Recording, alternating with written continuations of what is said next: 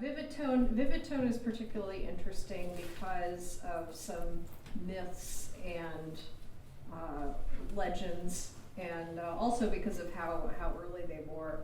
And one of the co-founders of the company, Lloyd Loar, sort of has an outsized presence in the importance of why we recognize Vivatone. Lloyd Loar is one of those legendary figures that are often given credit for miraculous inventions. He's frequently credited with the invention of the archtop guitar with F-holes, which he wasn't solely. The electric guitar, which he also wasn't. The latter confusion can be attributed to the Gibson historian Julius Belson, who claims Loar left Gibson in 1924 due to disputes, in part relating to his creation of the electric guitar. There's no evidence for Loar working on an electric guitar by 1924, though it is certain he was experimenting with electric instruments by the end of the decade. I'll speak today a bit about an updated timeline for Loar's work and for Vivatone, as well as specific features about surviving Vivatone instruments. There's an ensemble of Gibson instruments back in their heyday. Lloyd Loar's contribution to the development of American lutherie in the 20th century has been multifaceted. He was a performer of popular music, classical music, teacher and inventor, an entrepreneur, and an engineer. All these roles inform the instruments he developed or helped develop, some tremendously influential, some forgotten. He was born in 1886 in Cropsey, Illinois, which is about 50 miles northwest of Urbana and about 121 miles southeast of Chicago. He showed an early interest in both science and music. While studying at the Oberlin Conservatory, he began to perform professionally on the mandolin, mandola, violin, viola, and piano.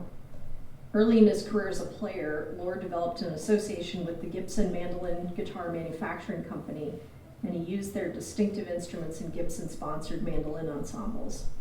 These ensembles were all the rage in the 19-teens and were often led by a teacher/Gibson dealer who sold instruments, taught lessons, and organized mandolin orchestras. Loar's interest in the acoustics and design of instruments led him to go beyond life as a performer and teacher to pursue a job as an acoustical engineer at Gibson starting in 1918. Working with other Gibson staffers in Kalamazoo, Michigan, he was probably the motivating force behind the creation of Style 5 instruments. The F5 mandolin, first offered in 1922, combined Gibson's distinctive scrolled body outline, arch top and back, with a violin-shaped sound holes and tuning of the body components for resonance. By the mid-1920s, the mandolin orchestra was falling out of fashion, and Loar decided to move on to new things. So there's the F5.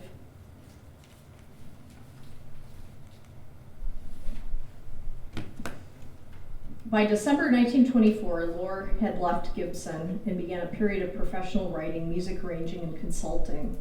An interview with Loar dates the start of his interest in electrically amplified instruments to 1927, and Loar also claims he began work on the project in 1925 in correspondence with Frederick Deardorff, who was another early patenter of electric instruments. This was a time when recent technologies made the idea more feasible. By the mid-20s, there was already significant momentum for the use of electricity to produce music. Electronic vacuum tube oscillators, like those in like those in the theremin and en Martineau, and electromechanical tone wheels or interrupters, like those in the Telharmonium, chorale solo, and later the Hammond organ, had been used to generate completely new instruments. The cutting-edge technology had even gained some household recognition in the case of the theremin. Also, the radio was replacing recorded gramophone music with live broadcasts, literally electrifying the music and entertainment scene. Loar's initial development in this area was a magneto-electric pickup, which would convert the vibrations generated by a stringed instrument into an electric output, which would then be converted once again to sound with an electronic vacuum tube amplifier and speaker. He was certainly not the first to patent similar technology. He is also not likely the sole person developing technology for the future venture that was Vivatone. By 1926 to at least until 1931, Lewis Williams, or L.A. Williams, Loar's former associate Gibson and future business partner in Vivatone, was operating a business called Specialized Radio, and he appears as such in the Kalamazoo directory. As a dealer and technician for radios, Williams would have been familiar with amplifier and speaker technology of the period, and given Loar's claim of beginning his work in either 25 or 27, suggests it coincides with Williams' work in radio.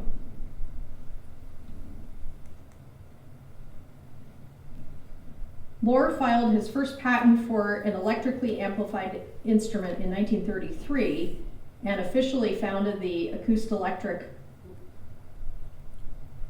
Company in Kalamazoo in that year. Though today electric instruments are known for producing a huge variety of tone colors that diverge significantly from the sounds of their acoustic predecessors, alteration of basic tone was not a goal for Loar. While his creation was one of the first electric pickups and was experimental and innovative, it was not intended to be radical.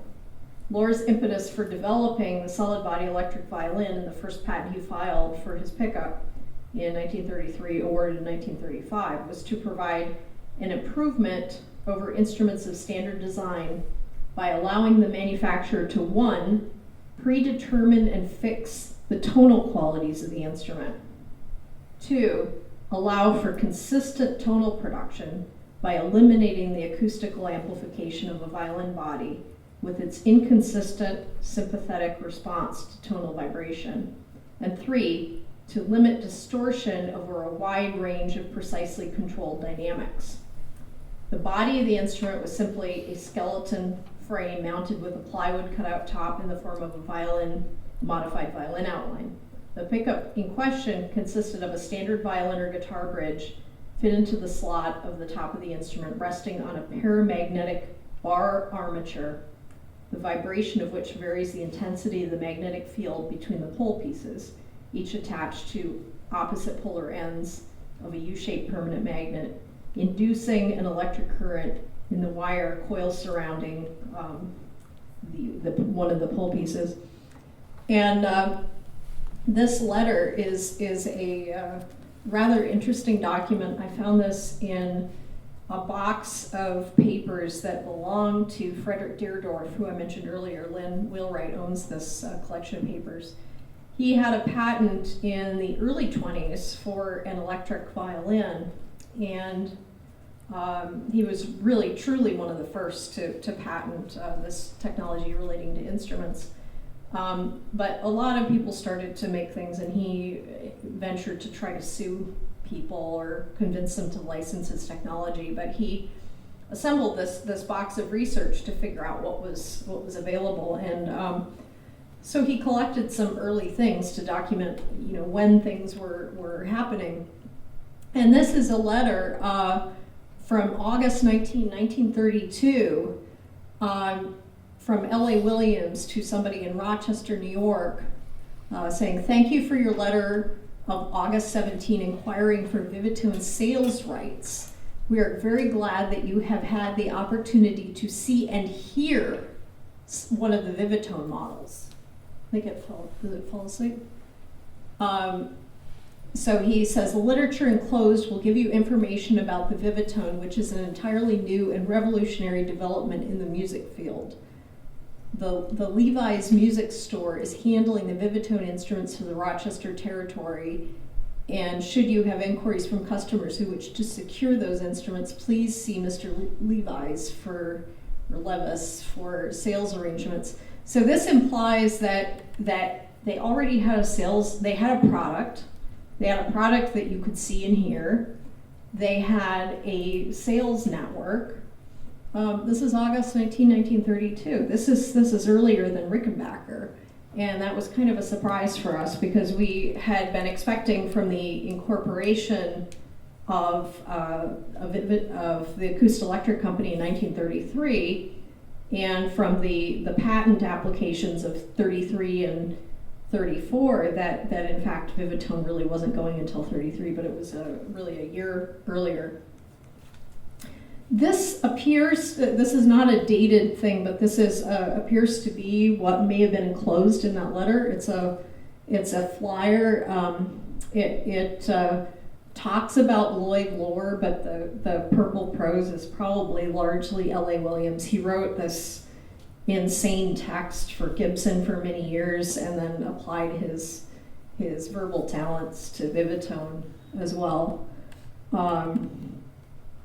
So you can see a whole bunch of claims relating to what I mentioned about undesirable tonal qualities.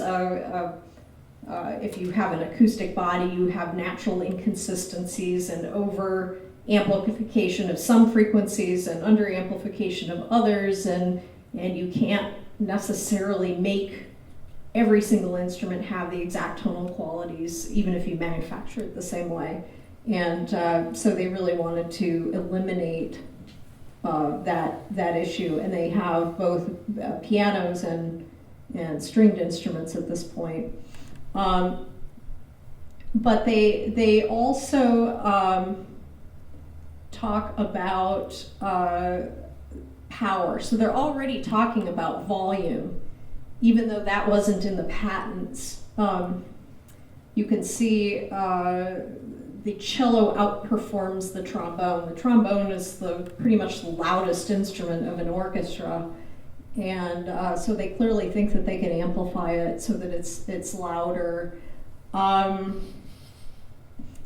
And there was another one in here speaking, instrumentation and orchestration must undergo a change for the utility of heretofore unusable instruments because of the former lack of power is now available and exceedingly practical. And you have to think that that's probably the guitar that they're talking about in that instance.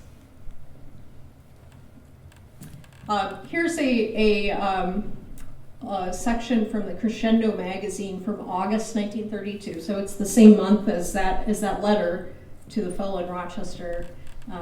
We're very much interested in the new Vivatone instruments constructed on new and highly scientific methods by that company in Kalamazoo. The new company is headed by our old friends, L.A. Williams and Lloyd Loar, both formerly with Gibson.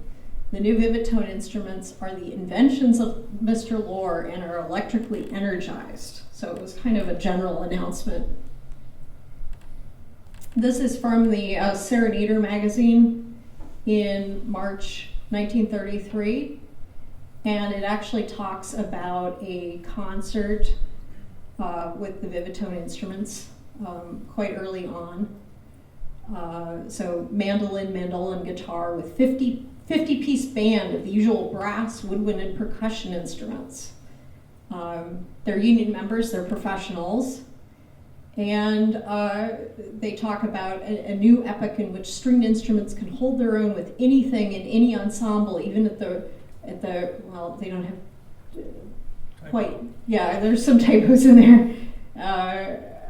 At the rate of 3 to 50, I'm not sure exactly, but anyway, so they are specifically talking about volume there and using professionals for this sort of band. Such demonstrations once observed prove that even fretted instruments can now cope with any of the world's instruments in solo or band or orchestra ensemble, indoor or outdoor. So here's an ad from the same magazine, and there is a reference, and I'm having a hard time seeing it because I don't have the computer in front of me. They talk about, it's number 2 on the first column. It says, no sounding board, lack of board or air chamber of any instrument is used for amplifying purposes. So remember, this is March 1933, so the second year of the company. Arian, do you want this pointer? Oh, I have one on here. I just wasn't being intelligent. Here's an advertisement from the Crescendo magazine in March 1933. And he talks about number one, from 15 to 56 times greater power for any of the stringed instruments. Even amplification so that high and low tones are of equal power with the middle register on any Vivatone. You've never had that from the sounding board type of instruments. So he's combining this. You're going to get a lot more power out of your instrument with the scientific principles that Loar, you'll see later, I'll talk about in the patents, Loar emphasizes in the actual patent literature. And it also speaks about Professor Lloyd Loar of Northwestern University. So they're emphasizing his academic credentials. He had started teaching there in the late 20s.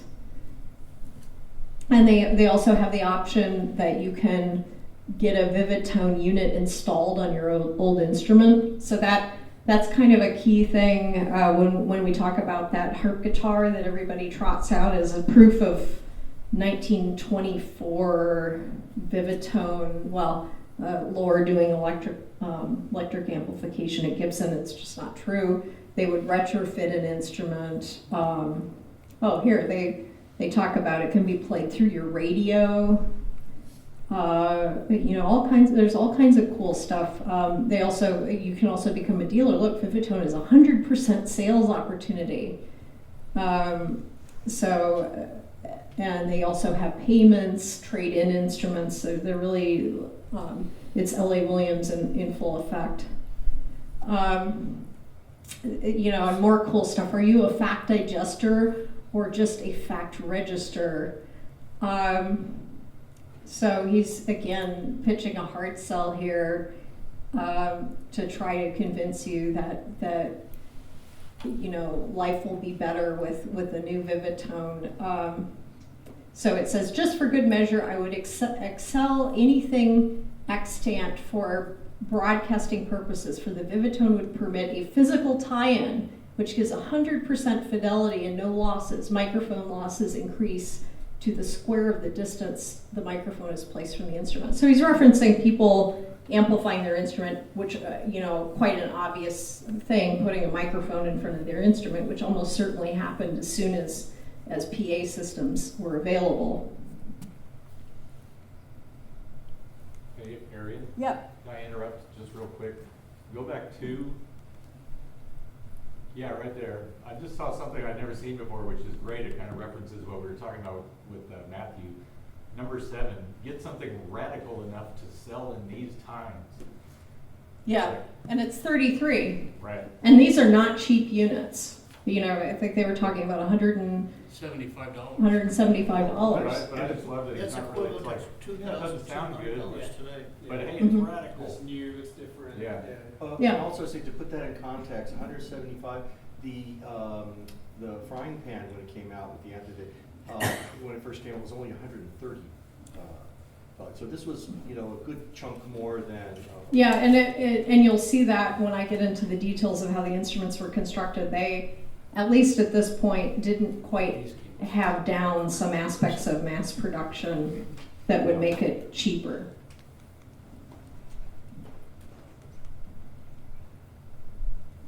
Did that? Okay. So here we're into the Crescendo magazine in May 1933, and this is interesting because it says, note, Vivatone string instruments are for the home plus, the product of many years continuous research by Professor Lloyd Loar, lecturer in physics of sound and acoustical research, Northwestern University. That actually was his title. He wasn't actually a professor, had faculty rank. Protected by patents applied for and authenticated dates of conception for the basic ideas. There are no authorized licenses.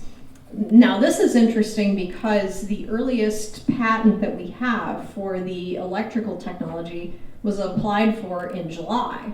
So there are two options. One is they're both very much possible that they did have an earlier application that was not approved.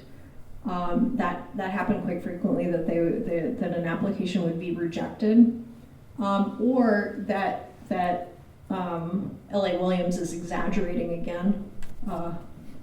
It's not He was good at atypical. that. Or Yeah. it was in the hands of the patent attorney being prepared. Yeah, but it says patents applied for. They're not. That would fall under the latter category as far as I'm concerned. Okay, here's June 1933. Small tone annoyer is the big job destroyer. So now he's making you scared. You're not going to get gigs because you're not loud enough. You know, let's strike fear into the heart of the professional musician while we're at it. The Superman's never a stupor man. You know, you gotta love him. That's a bit Nietzschean. Musical spin doctor. Yeah, the Vivatone guitar has more virility and character of tone than the piano. So are you more of a man than the piano player in the band? I mean, now we're really hitting it below the belt, literally. The Vivatone tenor guitar and Hawaiian guitar afford technical agility and string effectives infinitely more musical and impressive than the reeds. So he really wants to pick some battles, pick some fights here among the band. But anyway, these can afford endless amusement, these ads.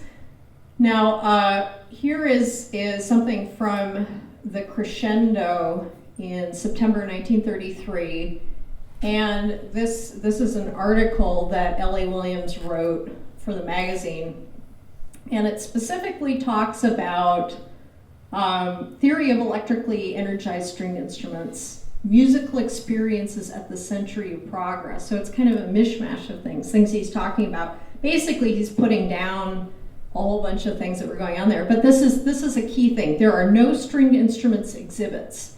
At least 3 guides told us. We regret that Vivatone was not out of the laboratory in time for the necessary arrangements to exhibit. Now, this is really odd, right? Because you've got them having demonstratable instruments plus reps in August of 1932. You've got all of this purple prose selling the instruments before then. As we'll see, we've got Alvino Ray playing on a national broadcast across the country before this time, but yet they didn't have any instruments ready for the Century of Progress by September 1933, and I think this is key for looking at when the products change, and I'll get into that in a little bit.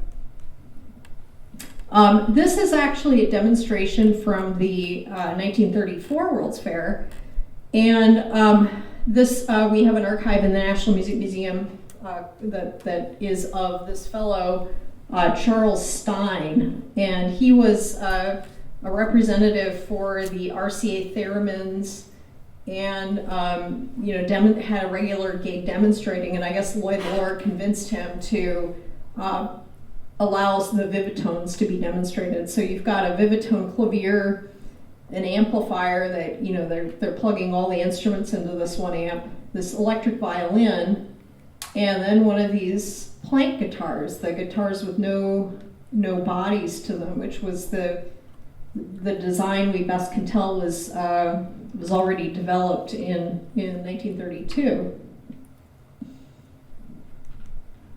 Okay, so here's this 1933 patent. And again, you see the date filed July 31, 1933, though obviously in development for many years before that. And the violin that you saw Stein playing previously pretty much looks like that violin. It's a kind of a very narrow body. It just has a flat board on the front. It has a drawer where the pickup mechanism is contained, and some diagrams of the pickups. And now I'm going to talk about some of the features that are critical for what he was trying to do with the Vivatone, and generally, and then also specifically, because there are three basic types of configurations. They all did pretty much the same thing, but they all incorporate these theories that Loar had. So the basic general idea of the patent was he wanted to simulate the appearance of a violin, but without a hollow body, so he can remove the uncertainty in the character of the timbre or tone. So basically, you wouldn't get the thing where the Gibson factory produced two mandocellos, and one would have a darker, better sound, and one would just be bright and tinny. No, they'd all. If you don't have a body, his idea is, you've got a better chance of having a consistent tone production, and remove the inherent resonant vibratory frequencies resulting in unevenness. So you wouldn't have a top that was tuned and therefore is going to overemphasize one particular note and then have a wolf tone on another note. And also to predetermine and fix tonal characteristics, even tone and volume throughout the range of the instrument. And he mentions already at this point that it's possible to complete the body for a more traditional appearance, but to make it non-resonant. And we'll see some instruments where they've done just that, probably definitely well before the date of this patent application. So how this pickup works is you have the bridge resting on a bar, and this is this is a metal bar, and you have a permanent magnet here. This is one end of it, that's the other end. And then you've got the pole pieces attached. And you've got a coil around one of the pole pieces. So what happens is the vibration of the strings vibrates this metal bar, which then disrupts the magnetic field over the permanent magnet, which induces an AC current in the coil winding. So that's how you generate the basic tone. And where this differs from the, Lynn will get into this a lot more, but where this differs from the Rickenbacker pickup is that the Rickenbacker pickup does away entirely with this bar armature, which is a characteristic of a lot of the 1920s designs based on speaker drivers. Rickenbacker just uses the strings themselves, the metal strings, to induce the current to vibrate and disrupt the magnetic field. And in a lot of ways it's more efficient, but this design allows you to continue to use gut strings. You don't have to use metal strings because the vibrations are being transferred to this metal bar. So now I'm going to talk about these three different designs, because you are actually going to see in some of the breakdowns of some of the instruments, you are going to see features of all three of these proposed designs. One important aspect of this is that this bar is divided into two sections whose vibratory frequencies are unfriendly to one another. And what I found from testing out the ones that we have in the National Music Museum is that they're usually about a tritone apart, so that they would not resonate together. And this is to prevent unevenness that would be caused by reinforcing certain frequencies. And there are a number of different ways that they do this, and that's primarily how the designs differ. For this version, the one I'm going to call Type 1, you've got the bar armature secured to the enclosure on one side, and a weighted metal block brazed to the other side to dampen vibration, and the side can vary. So here you've got the bar armature stuck in the side here, and then there's a block here, and then there's a metal weight on that side that stops this end from vibrating. The other thing that you'll notice with this is the pole piece. This is the pole piece 36 is enclosed in the coil.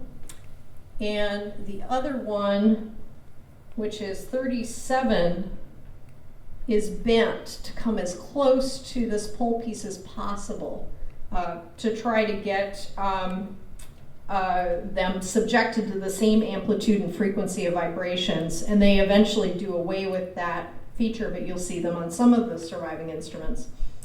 And the coil winding is attached to a potentiometer.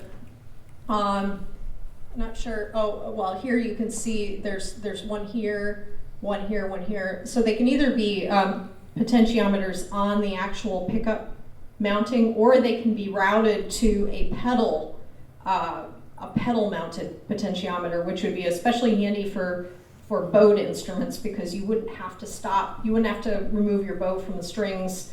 I mean, if you're playing guitar, you can, you have a volume knob on the instrument, you can hit it with one of your fingers, you can just quickly reach down and turn it. With a violin, it's a little more cumbersome, so they did have a pedal volume control. So in the case of the next one, you have one end just free floating and the other end secured, but these two halves are unfriendly to one another in natural resonance. So they just use the division here to prevent that. Here the bar is mounted all the way across, but there's a notch in the middle at a point that makes sure that the two halves of the bar are unfriendly. Hey, Arian? Yeah. I just noticed on the second figure down, notice the bar is 2/3 into the bridge. Uh-huh. We were talking about that on that bridge pickup, how the Yeah. thing was set. I never noticed that before. Well, that's why I mentioned it, because we saw this. Remember when we broke down the larger pickup units, and do you remember I tapped, figured out the tuning of the two halves? That bridge pickup we found, we Yeah. were always wondering why that was off center. No, I figured it was an adaptation of that. That's why I mentioned it. You'll see this bridge pickup I talk about last is kind of, you can see that these pickup units are fairly large compared to the dimensions of the bridge, but you'll see that they miniaturize the size of the entire contraption. So they break down the function as the voltage is essentially the strength of the signal. The periodicity and amplitude is represented in the waveform of the current. So that was Loar's understanding of what they were actually generating. And then he talks about ways to vary the tones of these units. You remember he talks about predetermining and fixing the tone. So part of that is actually being able to have some control over it. And he doesn't say exactly how he does this, but this is typical of patents. They'll say this is what we're doing. They won't say exactly what which way it goes, but they're mainly concerned with protecting themselves, not with explaining how things work. So they talk about differing the placement of these blocks will affect the tone, and varying the frequencies of vibration of the two halves of the bar. They'll talk about the placement of the bridge feet in relation to the block, which is somewhat the same thing. It's also a lot like adjusting a sound post on a violin. You can move the bridge or you can move the sound post, but depending on the relationship to one another is the important thing.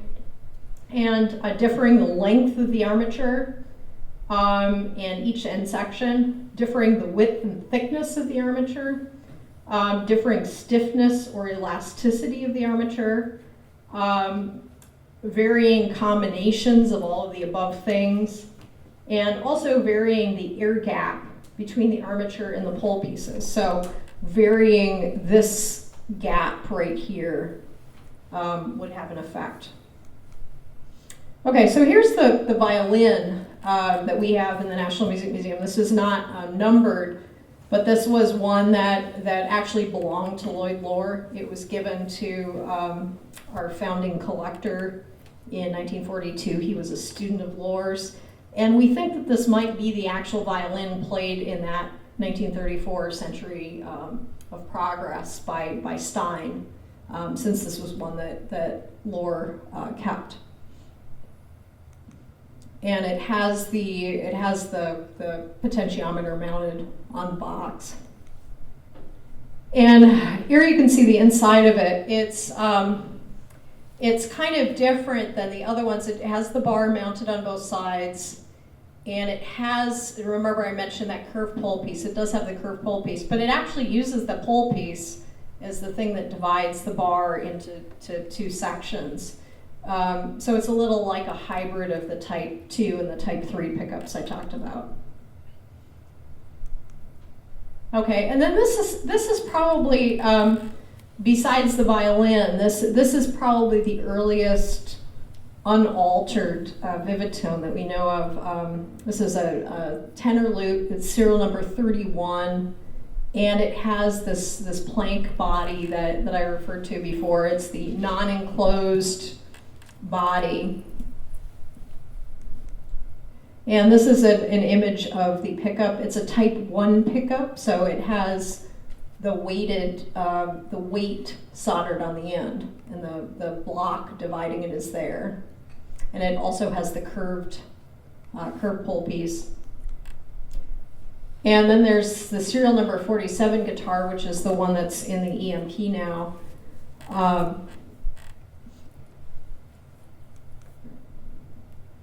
And this is a type, what I would call the Type 1 pickup. It again has the metal bar. And also just going back, it's a fairly long bar on that one. But you know, they've sort of stuck things in here. It's kind of it looks a little cobbled together to me. It's you know, they've had to cut a lot of individual pieces. This does not look like they mass produced any of this. It's really kind of, they really made them one-off at this point. Here's the 90 mandocello. That's one of the A-cuff instruments. It was damaged in the flood. So these pictures are pre-restoration. This is the mandolin. That's the mandocello. But they're both planks with the drawers, and these drawers slide out of the central thing. And the F holes on them are just painted on. And that's the inside of that. Again, it's the Type 1 with the metal bar. And this is the 96 mandolin. And again, a Type 1. It's got the metal weight. That's got a huge weight on the end of it. Yeah. And you know, and that's maybe part of how they wanted to predetermine and fix the tone. You know, because so few of these instruments are operational, it's very difficult to tell what they were trying to do. You'd probably have to build a bunch of these pickups and actually see how they perform differently, if at all, or whether it was all just a fantasy. Okay, and now we got into an instrument that you can see out there in the exhibit. This is number 97, and this was the guitar that Alvino Ray owned, and it has an enclosed body.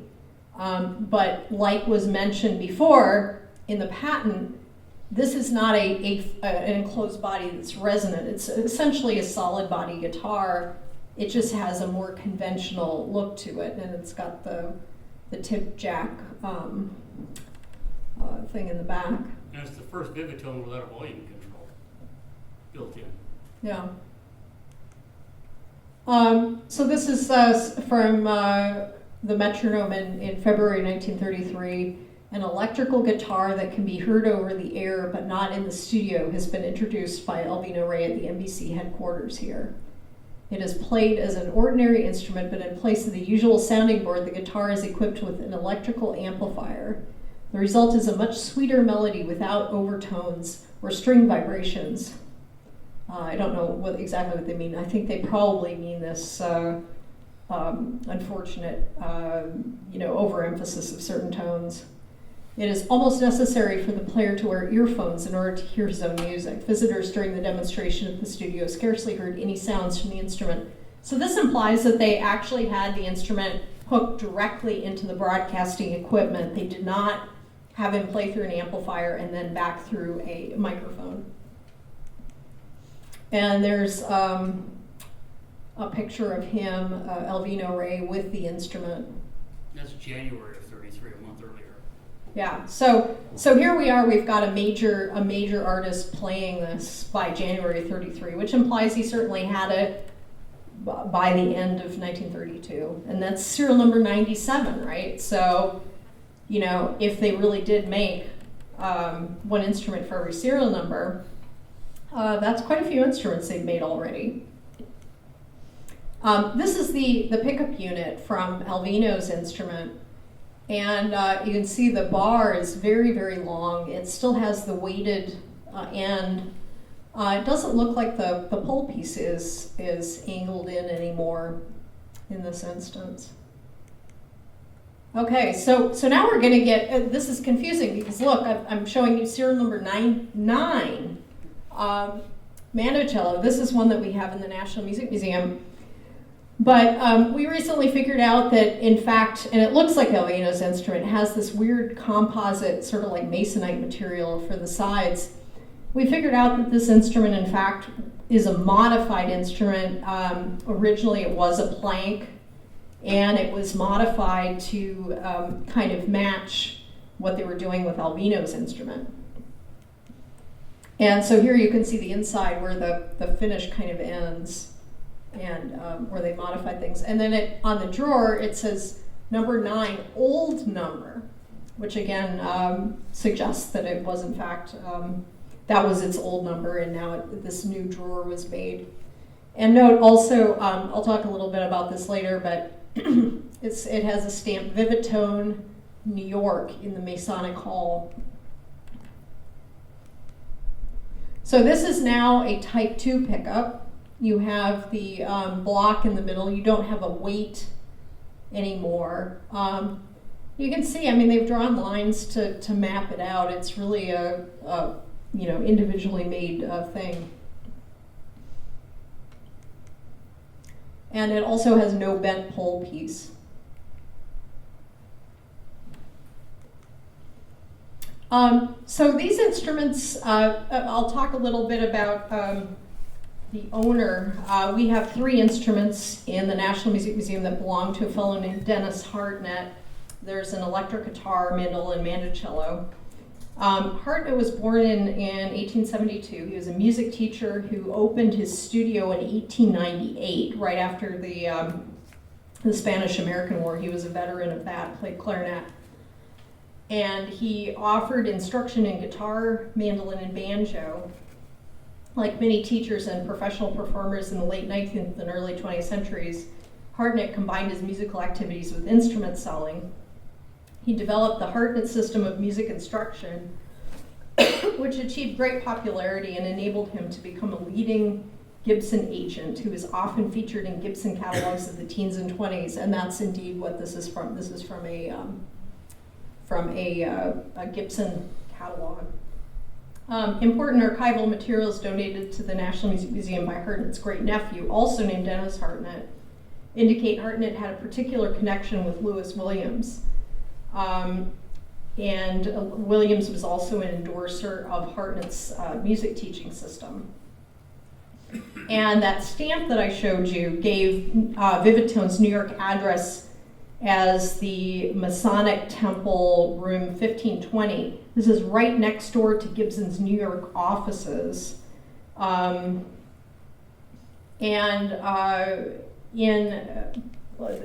This as such listed in the 1925 Polk New York Directory as room 1521. So Gibson was 1521 in the 25 directory, and Vivatone later would be 1520. And the agent for Gibson, New York, was none other than Hartnett himself.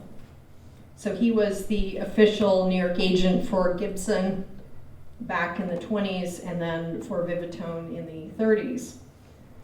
Although Hartnett took good care of his instruments, all 3 show signs of extensive use.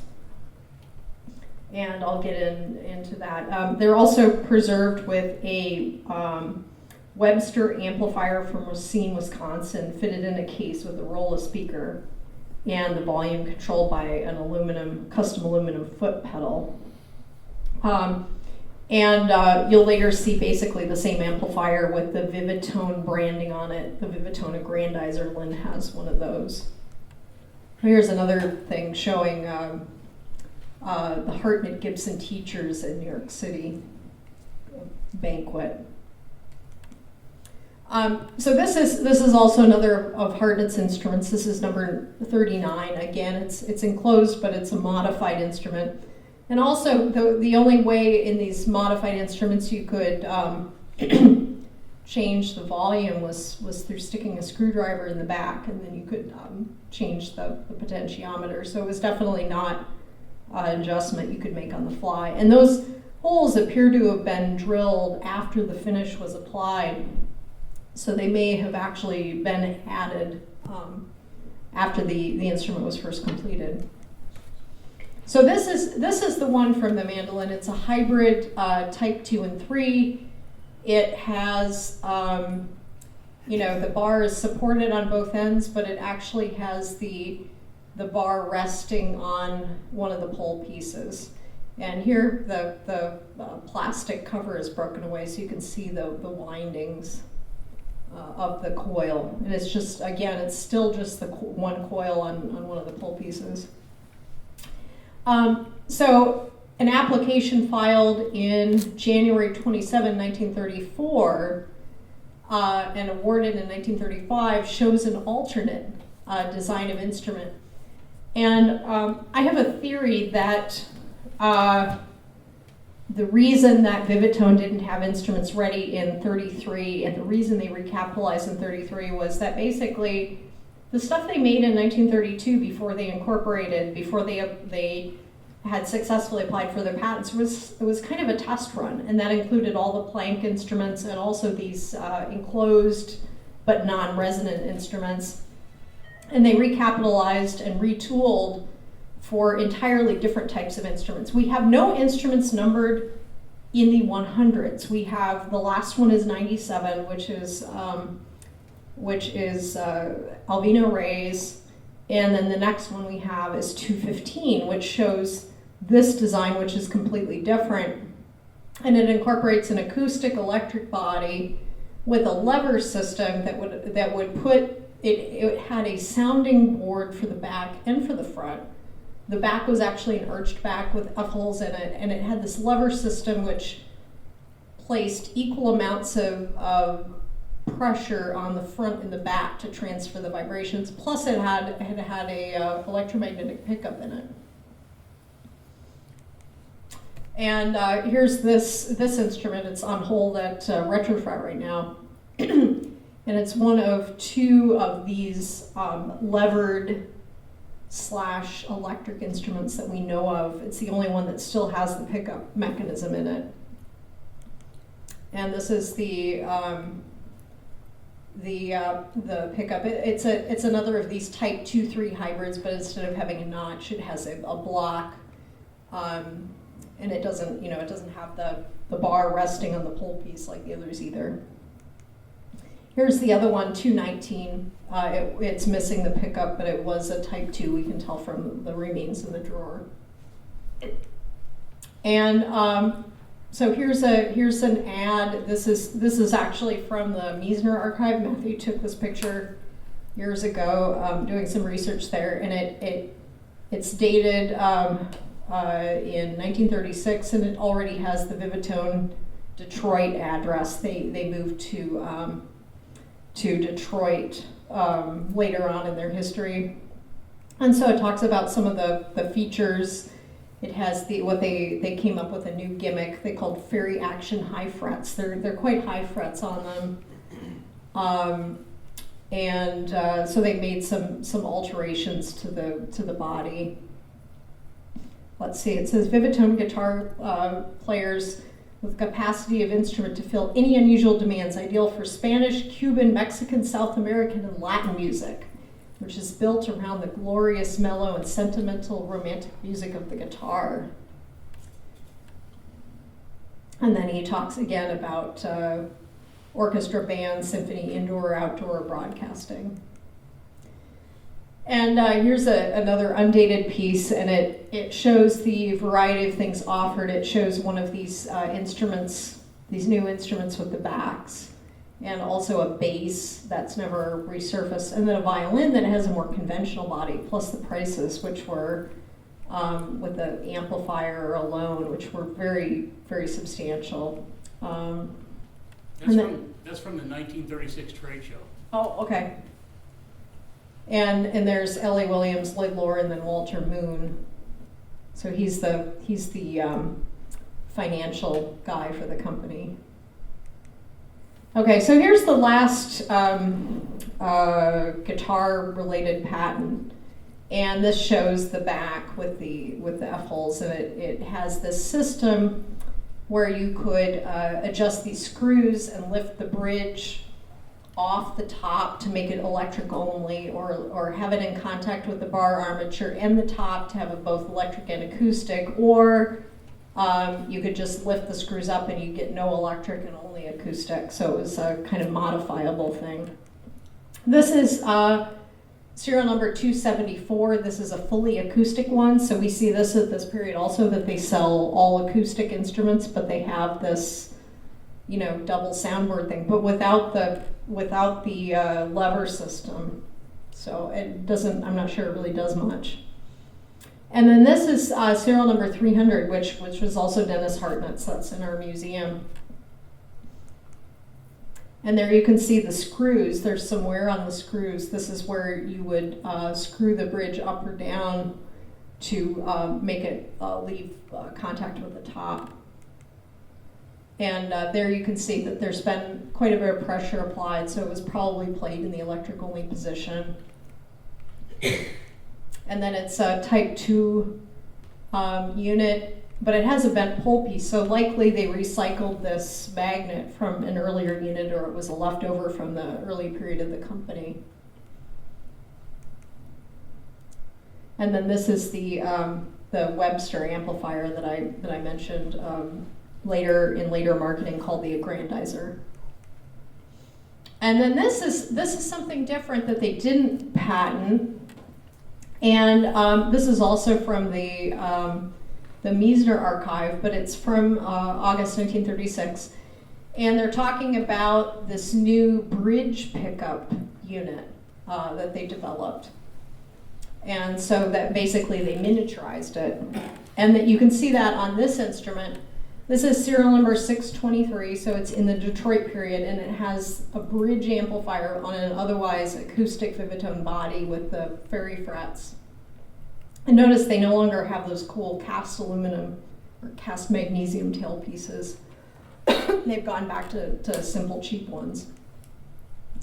So here's an ad from Downbeat magazine from 36 of the unit with the little vampire plug in the side, and it was quite a bit cheaper. It's quite a bit cheaper than buying a whole instrument. But what's kind of odd about it is that it looks like it's made to be, it has to be used with a tailpiece. It's not a fixed bridge, but it's also not arched to fit an arch top. So it's kind of a strange thing. I don't know how many they actually succeeded in selling separately. But here you can see that you remove the saddle and you unscrew this, and this thing actually functions as that bar armature. And the screw is placed unevenly, so they still keep this inharmonious combination aspect. But now they have coils on both of the ends. This is the magnet, and it has the pole pieces sticking up, and it has coils on both of the ends. This is all pretty tightly enclosed, so it's hard to see what's going on. But Lynn has the other one that we know that survives, and he took the sides off his. We're wondering if it was humbucking, because it's got the two coils. The coils are in series, but they're not reverse wound, at least in Lynn's example, so they were not humbucking. And ours is also not grounded. His is grounded. Okay, now I'm going to see if this will work. We did fire this unit up just before we left, thanks to Emanuela, who got some film of it. Oh, that didn't do what I wanted it to do. That escaped. Oh dear.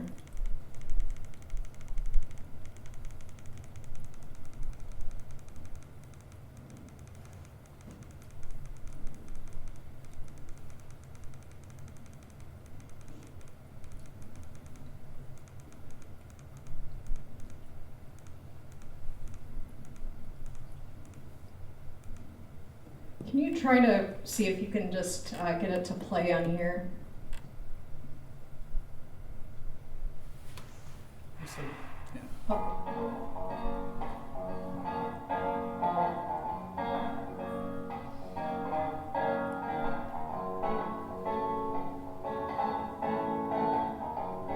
She wouldn't let us plug in the real amp.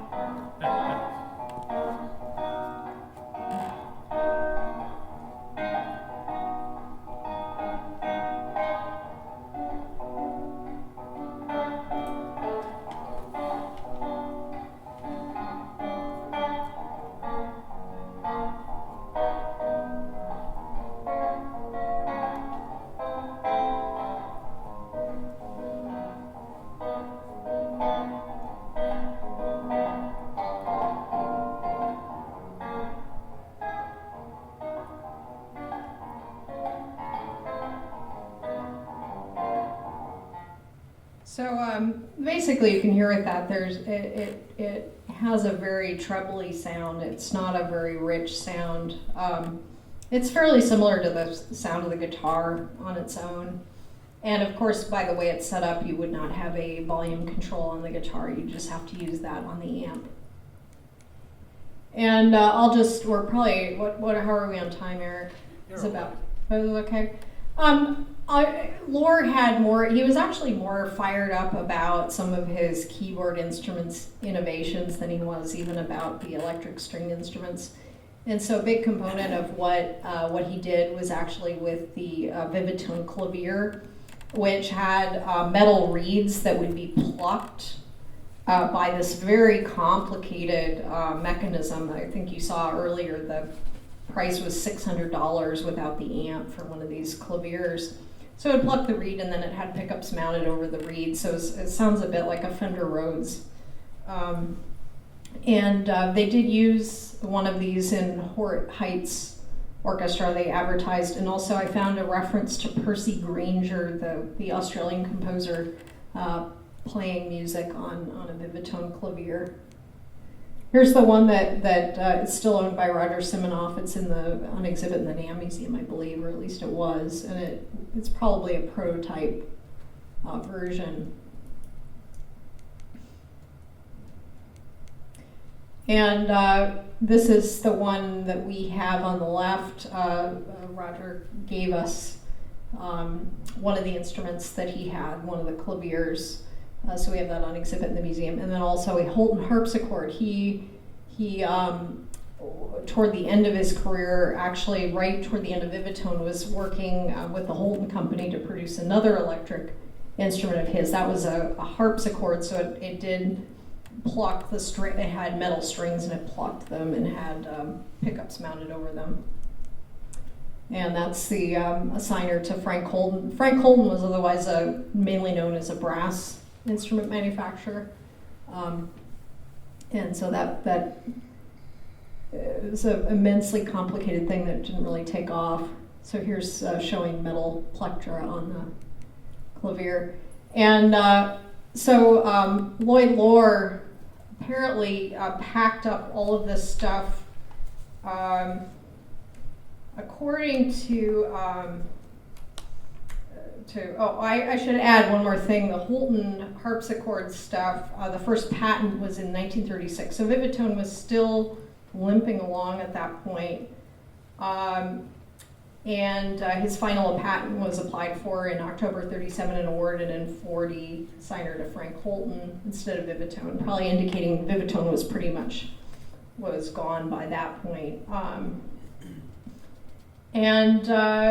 So this electric violin that we have in the museum was sent to Arnie B. Larson, the founding collector of our museum, by Loar in late 1942 or 43. And Larson was then a graduate student at Northwestern University and was already assembling the extensive instrument collection around which the National Music Museum was originally formed. And Larson, like his acoustics professor, often played the violin and viola. And Loar there's correspondence in our files indicating that Loar intended for Larson to play the electric violin. And but at the same time as this was happening, the early 40s, according to Roger, Loar had become frustrated with the struggle of bringing his novel inventions to market, and saw the impossibility of finding a manufacturer for his electric keyboard instruments during World War II. The Holton stuff had ground to a halt. He literally decided to pack it in and put most of his personal collections and prototypes into crates in November of 1942. And in 1994, Simonoff, who had befriended Bertha Loar, his widow, he got permission to go into these storage facilities that she'd just been paying rent on for decades.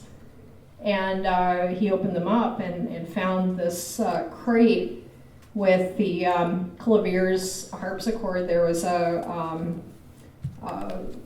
Vivatone viola of a sort and another Gibson instrument. It had his personal electric viola that probably, you were not really sure when it was made. It was a little fancier. It could have been early, but it might not have been the earliest, we're not sure.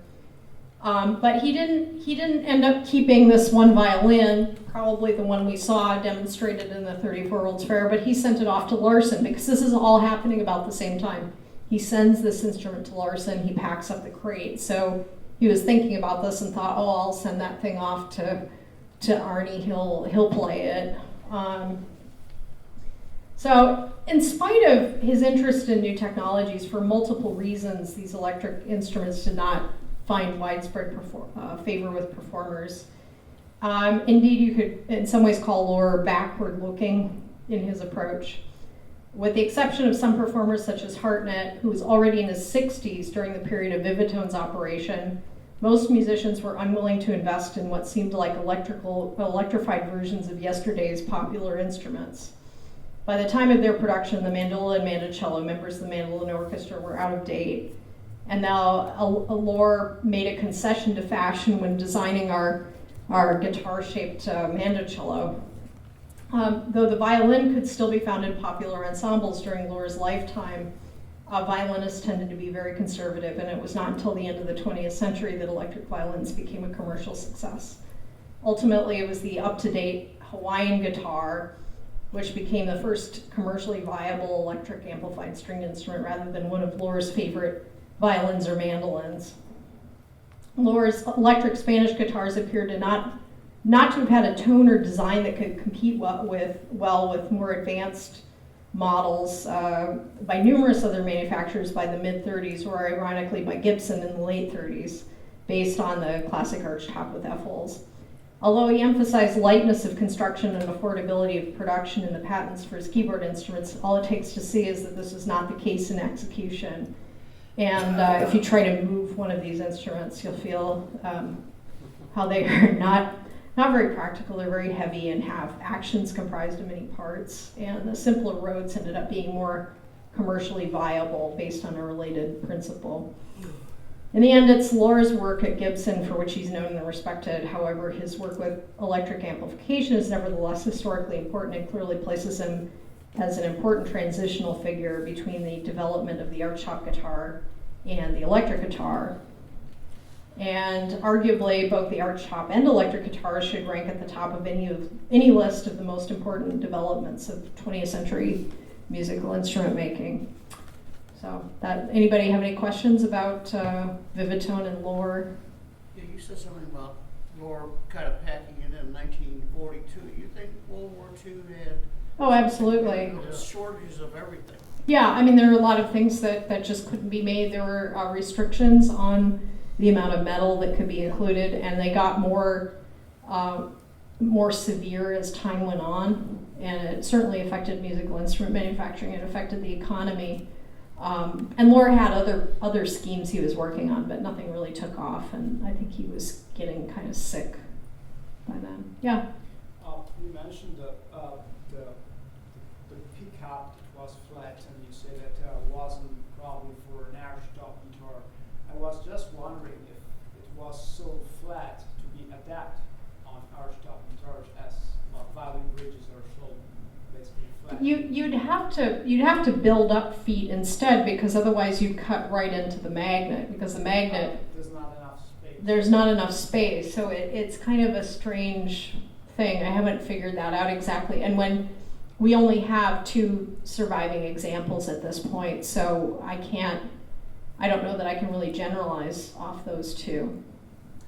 I had a question about the bodies on, especially the plank ones. It sure seems like they were thinking a little bit like maybe by the time somebody like Bigsby came along, where the body didn't mean anything. It was all just the electrical aspect of it. But they look like they would have been particularly uncomfortable and worse, kind of awkward. It wouldn't balance well for the player. Is that true for?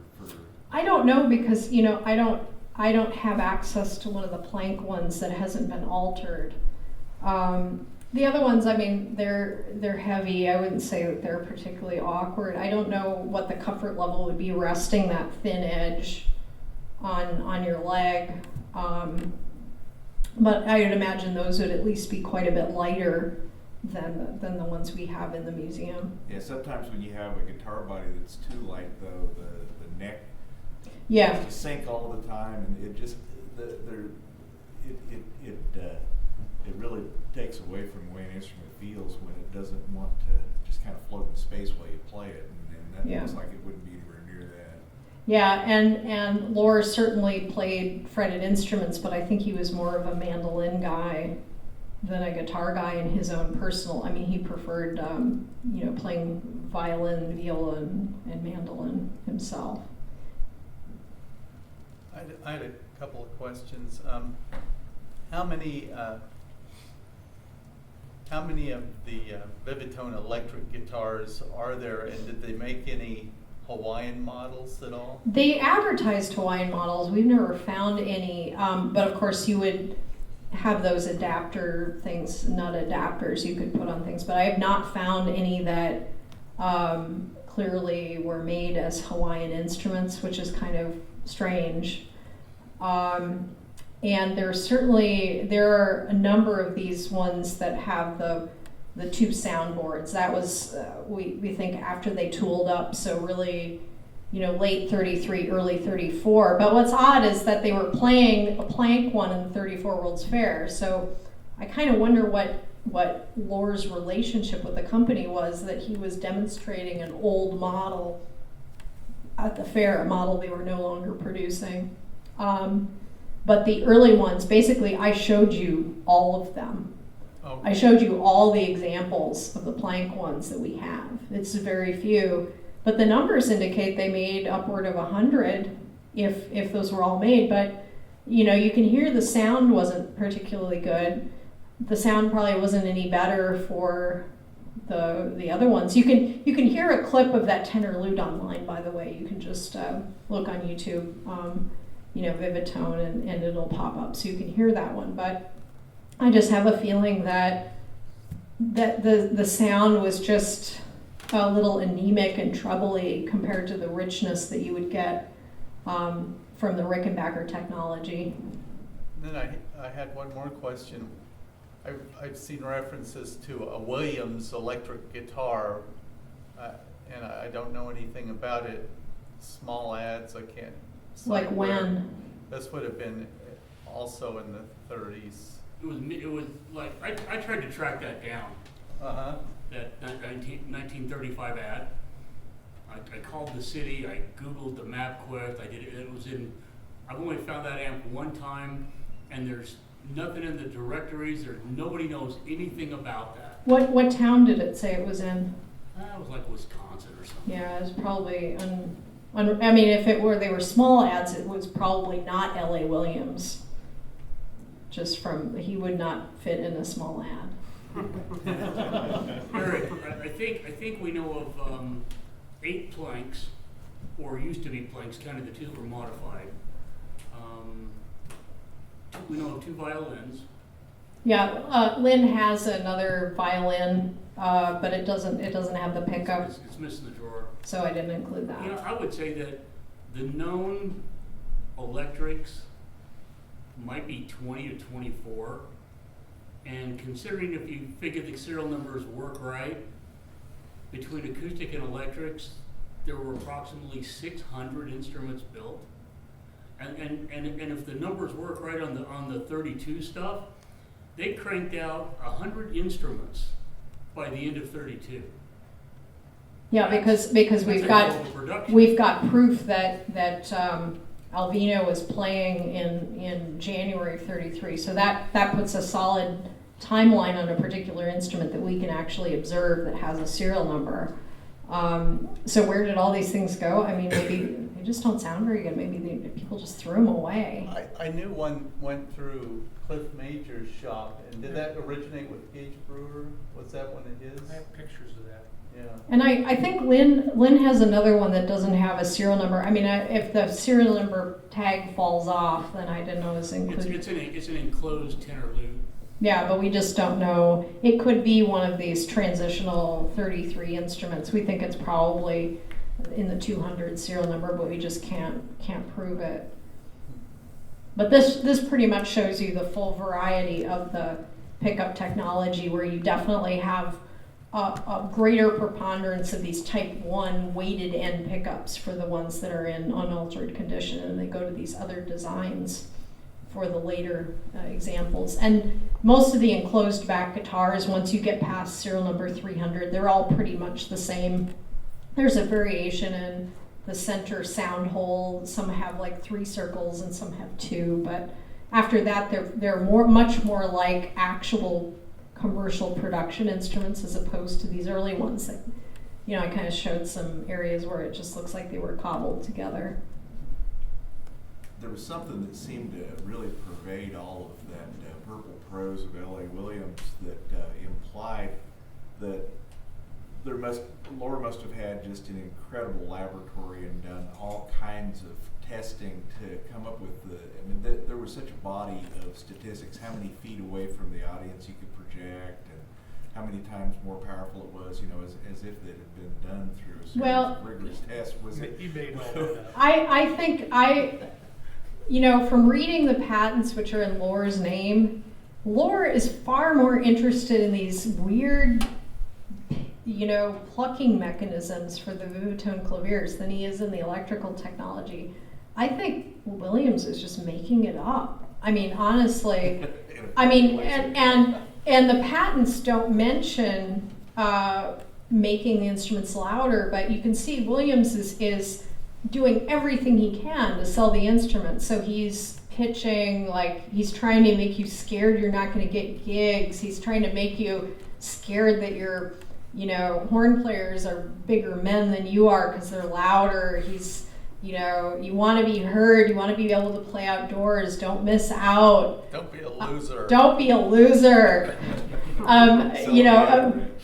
You know, he had this kind of stuff, you know, these crazy little political cartoon things back in the Gibson catalogs in the teens with, you know, potato bug mandolins turned over on their backs sinking in the water, and, you know, and it's just, I mean, that's L.A. Williams. I need to sit down and digest those ads because they're pretty hilarious.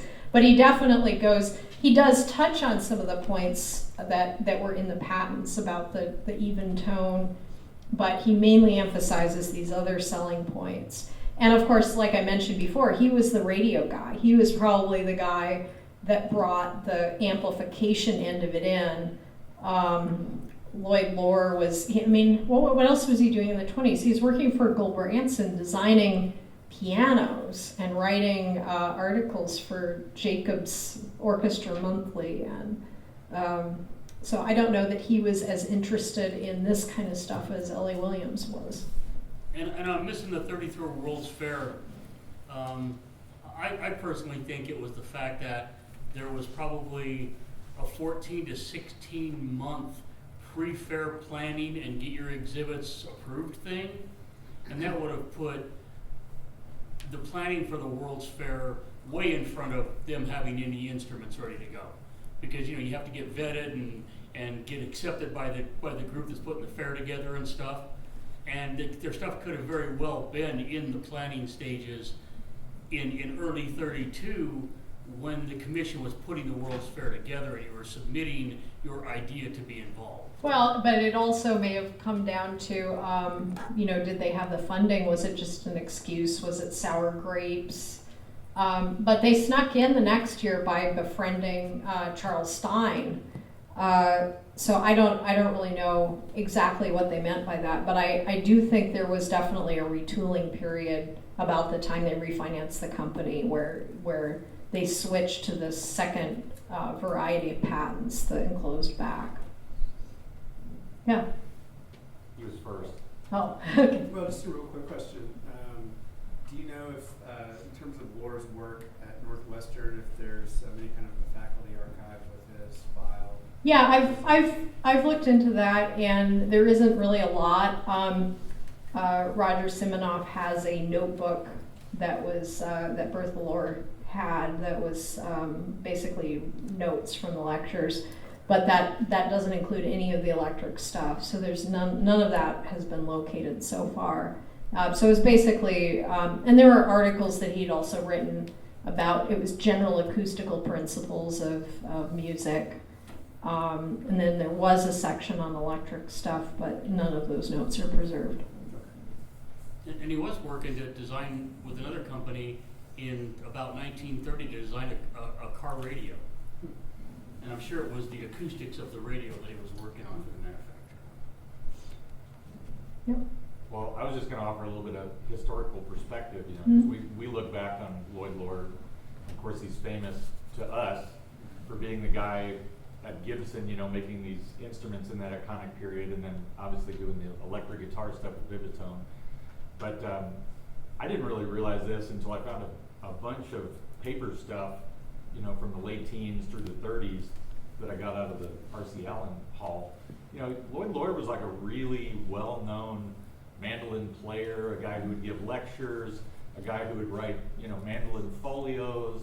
I mean, he was really kind of a rock star in that music scene back in that era.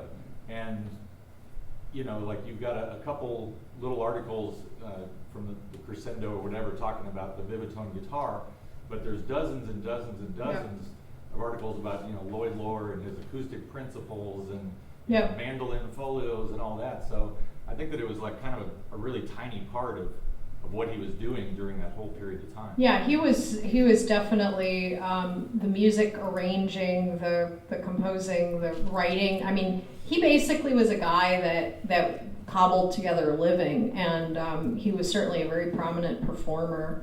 And but he was doing a lot, particularly in the 20s. He was doing a lot of writing, and I think that also helped him become better known. And then, because Gibson was so popular, he was a major figure there that got his name out among a lot of the players. But it does, this is in fact a technology that is being generated by a professional musician with quite a following. So it doesn't fit that tinkerer aspect completely. Keep going. Another 10 minutes. I don't have to go on. We'll take a quick break. Thank you.